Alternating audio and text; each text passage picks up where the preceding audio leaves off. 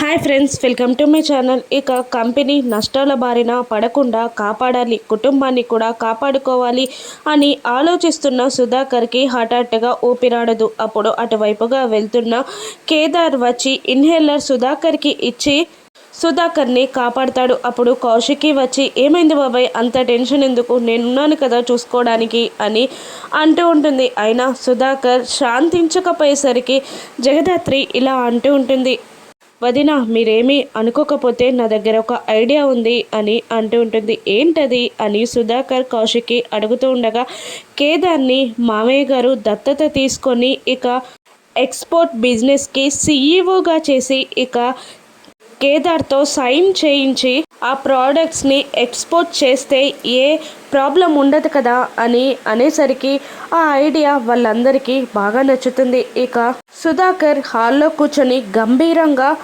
మాట్లాడుతూ అందరినీ హాల్లోకి పిలుస్తాడు.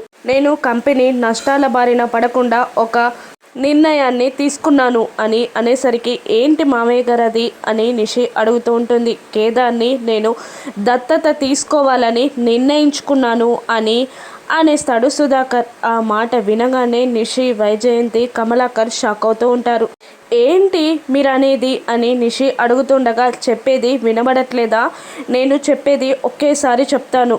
కేదార్ని దత్తత తీసుకోవాలి అనుకుంటున్నాను. ఇది నా ఫైనల్ డిసిజన్. రేపే దత్తత కార్యక్రమానికి ముహూర్తం. ఎవరు ఒప్పుకున్నా ఒప్పుకోకపోయినా నా నిర్ణయం మారదు.